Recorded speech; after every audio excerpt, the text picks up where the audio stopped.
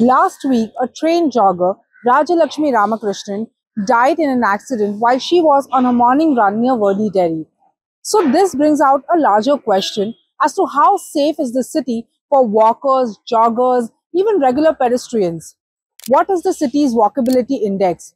How friendly is the city for the pedestrians? We will find out all of this in today's episode of Mumbai Matters. Hello and welcome. I'm Purva Chitnis, special correspondent with ThePrint. Last week, a trained jogger, Rajalakshmi Ramakrishnan, who was also a part of fitness club and had occasionally trained marathon runners as well, died in an unfortunate accident while she was on a morning routine. Now, this accident was unfortunate, but it brought out a larger question as to how safe is city for all its walkers and pedestrians. In an urban city like Mumbai, which has traffic round the clock and construction activities going around every now and then, it becomes important for the civic body to come up with policies for its pedestrians as well. The city is structurally linear, and that is why it is important to understand its walkability index. And as per many reports by the urban developers, the city uses footpaths and walking as a mode of transport more than it uses vehicles. According to the development plan 2034, 51% of all trips in the city are on foot, and out of which 80% of them last less than 15 minutes. Now, this is the data point which does not get much attention. Even the pedestrian rights activist Rishi Agarwal had recently tweeted, he said, flat dividers are being obliterated in Mumbai under the onslaught of 1700 crore Mumbai beautification project. A densely populated city like Mumbai needs frequent crossing of pedestrians. These are city roads, not highways. Recently, even Bombay High Court has pulled up the civic body for not maintaining footpaths which are walkable. The Bombay High Court in its hearing reiterated that these footpaths are for people to walk on, and also they need to be disabled friendly. In fact, the Bombay High Court has said that the civic body needs to maintain footpaths and free them of encroachments by unlicensed hawkers. The hearing is still going on and BMC is yet to file its reply.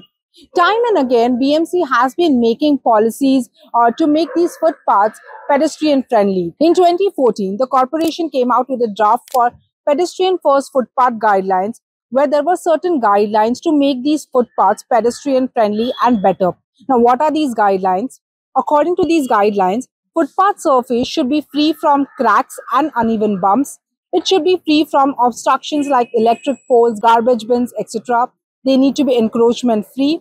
Width of footpath should be at least 1.8 meter for 60 feet road and 3 meter wide for 90 feet road.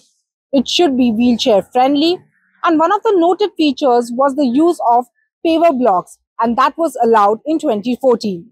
Based on 2014 policy, some pilot projects were started, but the policy lost momentum. Then in 2016, BMC once again came out with another policy. Here, the policy was to free the footpaths of encroachments, but the policy was not finalized. Then in 2018, BMC collaborated with Mumbai Police and New York-based city transport officials of National Associate, where mapping was done of few roads to align the pedestrian crossings, but this was not extended for the entire city. Then in the meanwhile, the paver blocks, which were implemented in 2014, they started erupting, and in the gaps, puddles were formed, and that is why in 2021, the BMC decided that they will get away of these paver blocks, and instead they will make the footpaths full of cement. Now, that project was started in some parts of the city, but once again, in this year's budget, BMC came out with a pedestrian first policy. Now, according to this policy, any road in the city that is 9 meters wide will have a pedestrian friendly footpath, which means the BMC says that there will be newly constructed footpaths which will have smooth and even surface, and they will be of cement and concrete, and they will be made of international standards. For this, the BMC has already earmarked 200 crore fund for this project. The BMC says that they have drafted this policy only after taking suggestions from the citizens. But urban planners are not really impressed. They say that there have been many such policies before, but they are never fully implemented. Although the mode of transport for citizens is walking, but that mode of transport is not preferred by the civic body while they are making policies.